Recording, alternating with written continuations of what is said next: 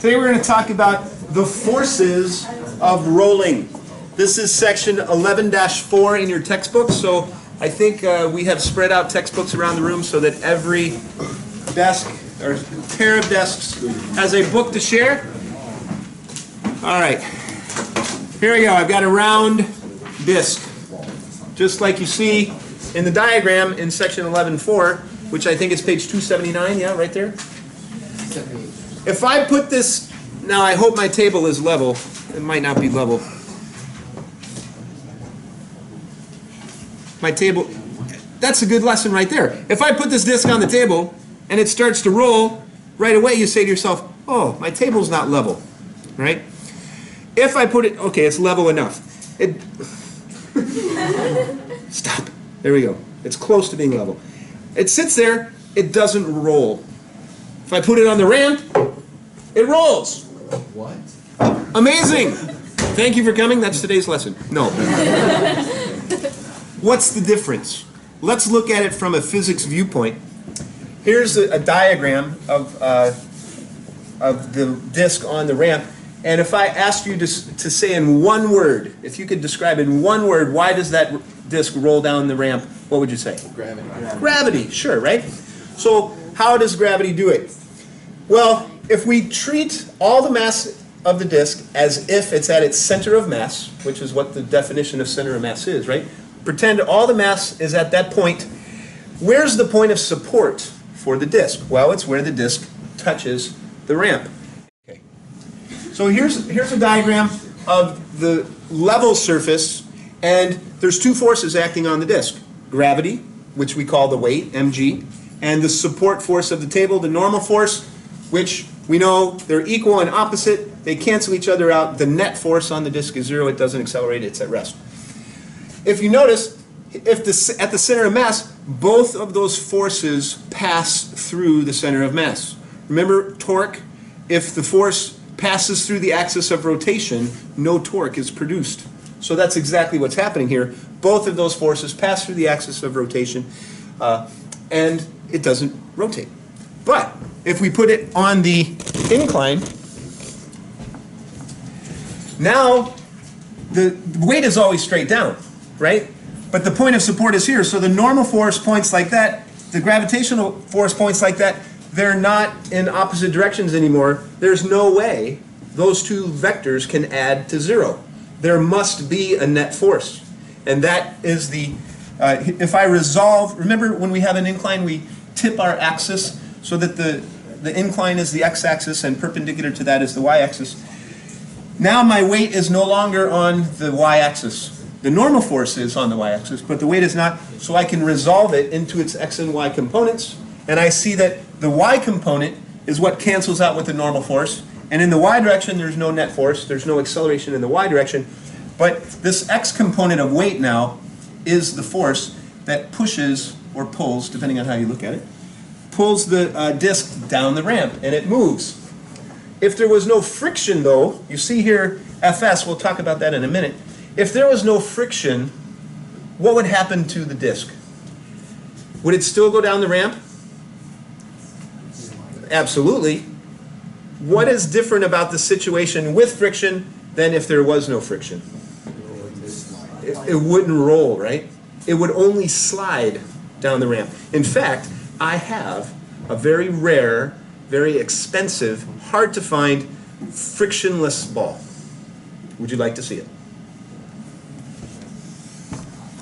I have to put it behind the curtain.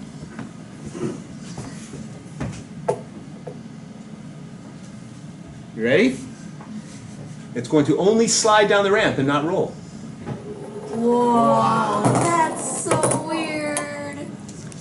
What's going on? There's a thingy inside. It looks like it's sliding down the ramp, doesn't it? But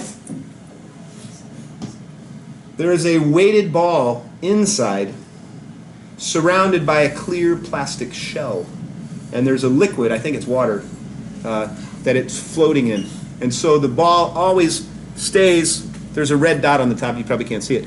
The red dot always stays at the top because on the bottom there's like a weight inside. So it stays, but the shell is rolling.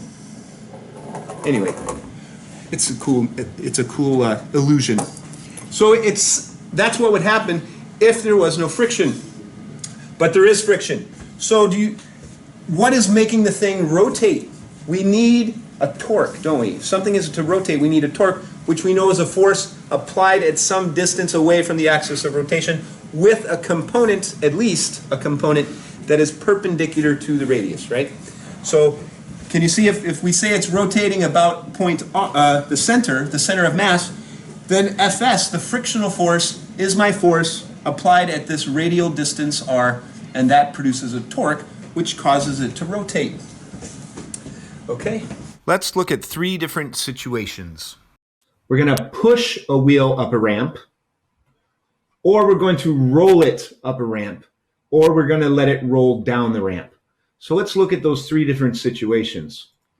So here's my wheel, and here's my ramp, and the first thing we're going to look at is pushing it up the ramp. So the wheel is initially at rest, and I'm going to push it, and you can see that it would slide here. So if it wants to slide up the ramp, then I know the friction will be down the ramp. So that produces a torque right here. So there we go. If I push it up the ramp, it will roll like this, and the frictional force will be that way, producing a clockwise torque on my wheel. And we can see that in this diagram. So we're pushing the wheel at its center of mass, and the frictional force is down the ramp, producing a clockwise torque. Okay, now let's look at our next situation where it rolls up the ramp. Now the wheel is already rolling as it approaches the ramp. When it hits the ramp, if there was no friction, the wheel would slide like this. And so the tangential velocity of the wheel is down the ramp. It would be slipping on the ramp in the downward direction. So friction opposes that, and the friction will be up the ramp. If the friction is this way, that means a torque is produced in the counterclockwise direction, which will act to slow the rotation down. Right? If there was no friction, it would go up the ramp and it would keep spinning. But the friction, because the wheel is trying to slide in this direction, the friction is in this direction, producing that counterclockwise torque that will slow that clockwise rotation down. Here's our diagram of that. As it rolls up the ramp, the frictional force is up the ramp, and the omega, the angular velocity, was clockwise, but this frictional force produces a torque that is counterclockwise. So that will decrease the omega. We know as the wheel rolls up the ramp, its angular velocity will slow down. Now let's look at our third situation where the wheel rolls down the ramp. Here we go. I'm on the ramp and I release the wheel and gravity is pulling it down the ramp. If it weren't for friction, it would slide down the ramp like that. So if the sliding is down, we know the friction opposes that. The friction will be up the ramp, and that will create a counterclockwise torque. And there we go. It causes the wheel to roll. So that's what we see here. The wheel wants to slide down the ramp, so the friction opposes that and produces a force that is up the ramp, and that creates a counterclockwise torque, which causes the wheel to begin to rotate and giving it some angular velocity from 0 to some number. Another one, what if you got on your bicycle and you started to pedal the pedals? So let's say your friend is there and they lift the back tire of your bike off the ground while you're on it, or an exercise bike, for example, right? You start to pedal, the wheel starts to move, our bike is facing this way, the wheel starts to move this way. If it was in touch with the ground, it would slide to the rear. So if the wheel is sliding to the rear, which way does the friction act? Opposite that, forward. And that's the force that causes your bike to move forward. So while you're pedaling and accelerating your bike, the frictional force on the back tire is forward. But now think about the front tire. Here's the fork, right? The fork of your bike. if there was no friction and your bike started to move forward, the front tire would slide across the ground in the forward direction. So which way is the frictional force? In the backward direction. So the rear frictional force causes your front tire to spin that way. But isn't your back tire also spinning in the same direction? But we just said the frictional force on the back tire is forward. So what's going on there? Science. Well, don't forget our equation for alpha is angular acceleration. If the velocity of the angular velocity is going to change, that means alpha. There's something I didn't write there that we oftentimes don't put down, but it's very important. It's the net torque, sigma t, tau, torque, right? So the back tire, the frictional force between the tire and the ground is not the only torque that is being produced. Where's the other torque coming from? You, right? You're pedaling the bike, and the chain is driving the wheel. If you were pushed, if someone came up behind you and pushed you on your bike, then both wheels would act like the front wheel, and the friction would be in the rear direction. But because you are pedaling, making the wheel turn this way, now it's trying to push backward on the ground, so the ground pushes forward on the bike, right? That's a Newton's action-reaction pair. Bike pushes on ground, ground pushes on bike, okay? So the important idea from all this discussion is the frictional force can be forward sometimes, can be backward sometimes, depends on the situation. What if the bike is already moving, you're not pedaling up to speed, but it's already moving, and you're just coasting at constant velocity? How much frictional force is present between the tires and the road, or which direction, I should say, is it now? Friction produces a torque, right? If you're moving at constant velocity, what's your alpha? 0. So what's your torque? 0. So what's your friction? 0. Okay, so while you're coasting on your bike, there is no frictional force between the bike and the road. It's only when you're changing speeds, when you have an acceleration. On page 279, there is an equation there in a little more than halfway down, 11-7. That is Newton's second law for linear motion. The sum of the forces is equal to mass times acceleration, and the sum of the forces in the x direction. So again, if we let the x-axis be the ramp, well, you see that frictional force is up the ramp, that's the positive x direction. The x component of the weight is pointing down the ramp, that's in the negative direction. So Fs minus mg sine theta is my sum of forces in the x direction, and that equals mass times acceleration in the x direction. And they're going to do an analysis by combining that equation with Newton's second law for rotational motion, equation 11.8 on page 279. R times Fs, we recognize Fs times R, that's the distance between the axis of rotation and the point where the force is being applied. So that's the torque. Torque equals I alpha. So I COM is the moment of inertia about the center of mass, because we're treating this as rotating about its center of mass. And alpha is the angular acceleration. And then, we're not going to go through the yet, but turn the page on 280. They don't really show the analysis. I'm going to show it to you in a different way. But they come up with expressions for the frictional force and the acceleration of the center of mass. Now, the frictional force, let's not forget, it says Fs, but that is not necessarily Fs max. Okay?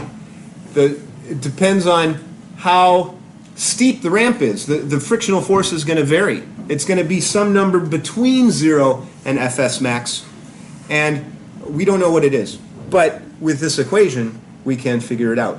Because remember, in the past, when we asked what is the frictional force of static friction, we always said mu times the normal force, but that mu coefficient always gave us the maximum frictional force, right?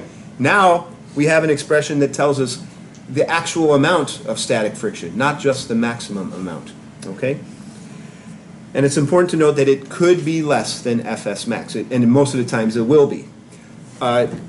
When you get on your bike and you pedal really hard from rest, have you ever done it like on a gravel driveway? So hard that you actually, it's called peeling out. You know what peeling out is? It's when you pedal so hard that the frictional force cannot accelerate your bike fast enough and you exceed the maximum static frictional force and the wheel starts to slide. If you ever get on like a gravel driveway and put it in first gear, you know, the really easy gear to pedal, put it on, in first gear, get on a gravel driveway and pedal right away as fast as you can or as hard as you can, and you can get that wheel to slip and slide. That's called peeling out. Anyway, so that's when you would exceed the maximum static frictional force. But if that doesn't happen, let's say you just pedal slowly, just gradually gain speed, the frictional force is not as great as Fs max. Okay, so you get the idea. All right, so they come up with those two equations using one equation from linear motion and one equation from angular motion. And if you want to read it, you can do that later at your own leisure. I want to show you there is another way to do it. I could use two equations from angular motion instead of, and not even use the linear equation at all. So the first one I'm going to use is, just like the book uses, torque about the center of mass. And the book showed, and we talked about it, this frictional force times R is the torque produced by the friction, and it's rotating about the center of mass. What if we think about it as rolling about point P? Remember, we talked about that last week. You can think about this as rolling about its center of mass, so that it has rotational motion about its center of mass plus translational motion. Or you can think about it as purely rotational motion, where it's rotating about point P. And then the rotation takes into account the fact that it's moving down the ramp. Okay? So if I do that, now the frictional force acts through point P. So if I think about it as rolling about point P, does the frictional force produce a torque? The answer is no, because that force acts through the axis of rotation. Okay? So if I think about it as rolling about point P, though, now the weight does not pass through the point of contact or the axis of rotation, right? Now the weight has this small distance. In fact, I have it on the next slide. Here we go. I've zoomed in on this spot so you can see the weight is, here's my line of action. Remember, we talked about the line of action is that line that the force is on, and find the perpendicular distance from that line of action to the axis of rotation. So that's this little black line here, and if I look at this triangle, I see that the hypotenuse of that right triangle is the radius, and the angle of incline shows up in here, and this is the opposite side of that angle. So this side of the triangle is r sine theta. And so mg times r sine theta gives me the torque produced by the weight with this small moment arm right here. Or, an easier way of thinking of it, I think, is you just look at this, and we've already resolved Fg, the force of gravity, into its x and y components. The y component I didn't show here, but here's the x component, Fg sine theta, times r, times r. So you can think of it as the component of force that's perpendicular, or you can think of all the force times the perpendicular distance. Remember, it's the same, okay? So I come up with my second equation now. Torque about point P is r sine theta times the weight. And then I'll take a third equation that's acceleration is equal to r times alpha. We're relating the linear acceleration to the angular acceleration. But it's important to note, because of the way we've labeled our coordinate system, up the ramp is positive, and the wheel is accelerating linearly down the ramp. So it's accelerating in the negative direction, while the alpha, using the right-hand rule, is positive. Right? It's rolling counterclockwise, so that's positive. So I have to include that in my equation for acceleration. Negative acceleration is equal to r alpha. Okay? And you're used to seeing the tangential acceleration is r alpha.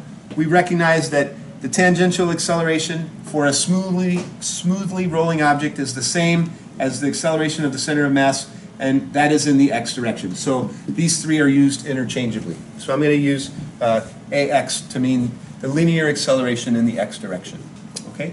So those three equations now, I can use those three to come up with the equations that they show you in the book. They didn't show you the algebra. I'm going to show it to you. It's not a lot, as you can see.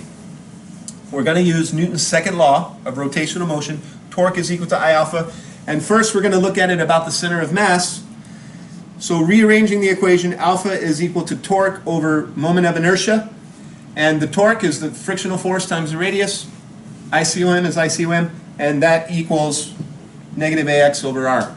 And then I'm going to solve that equation for Fs. And this is what I come up with. Okay? And then I'm going to look at it about point P now. And now my alpha is torque over moment of inertia, both about point P. Torque we showed was right here, r sine theta times the force of gravity, the weight. And now IP, because it's about point P and not the center of mass, we have to use the parallel axis theorem. So the moment of inertia is ICOM plus mh squared, where h is the radius of the circle, of the disk. Okay? And again, just like before, it's equal to negative ax over r. And then I'm going to solve that for ax. Okay? And this is what I come up with right here, and this is the equation you see there in the book. And I don't want you to memorize those. Okay? What I want you to get familiar with and understand fully is the process we took to get there, right? Understanding how the torque is produced, being able to identify the moment arm, and perform this process, not to just memorize these equations, okay?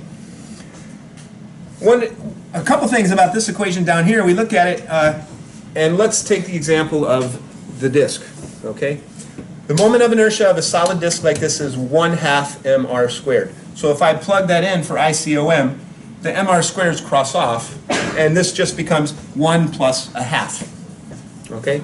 So it's not as, it's much simpler than it looks. Okay?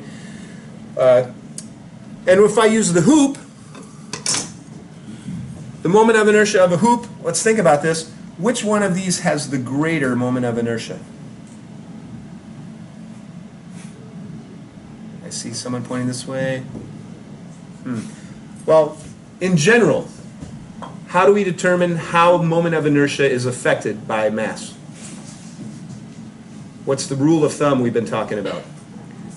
If we change something about the mass, certainly the amount of mass, yes, but if we keep the same amount of mass in a given situation, keep the mass the same, can we change the moment of inertia with the same amount of mass? Yes. That's the key word I was looking for. The distribution of the mass. So I'm going to tell you, you have to take my word for it, these two disks have the same mass. But how is the distribution of the mass different?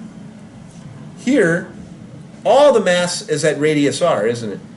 Here, some of the mass is at radius r, but a lot of the mass is at less than r, right?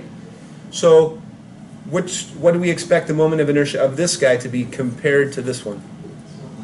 Less, right? Remember, when mass is closer to the axis of rotation, that decreases the moment of inertia. And what does the word inertia mean? Well, it means resistance to changes in velocity, right? So what we can do is we can set up this little race between these two disks. Here's my starting gate.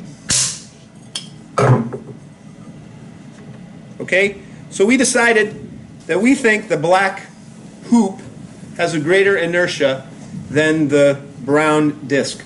So if it has a greater inertia, when I let these go and they start to roll, a greater inertia means it will start to roll faster or start to roll slower? Slower, sure. So which one do we expect to get to the bottom first?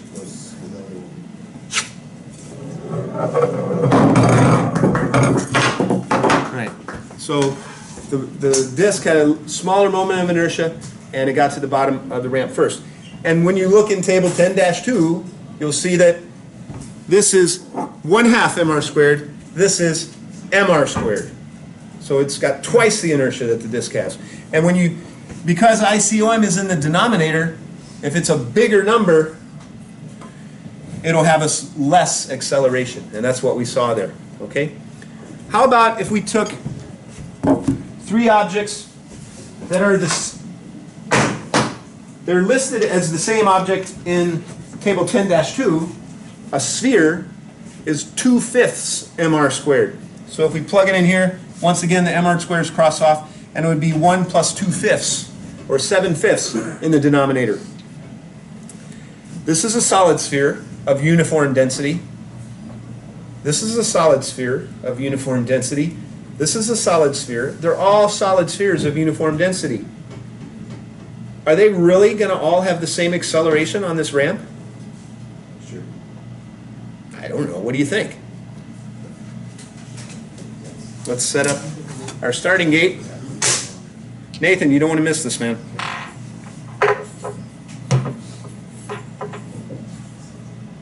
Can everyone see? Okay. Set. The suspense is killing me. Go! Wow! Yes, they really do all reach the. They really do all reach the bottom at the same time. Amazing. More or less. Okay, so like I said, don't memorize these equations. We're just looking at how we got there, understanding torque, understanding moment arm, understanding parallel axis theorem, all that good stuff. Okay? And remember, the frictional force between the tire and the ground, between the wheel and the road, whatever, it can change depending on the situation. Okay, thank you. No homework.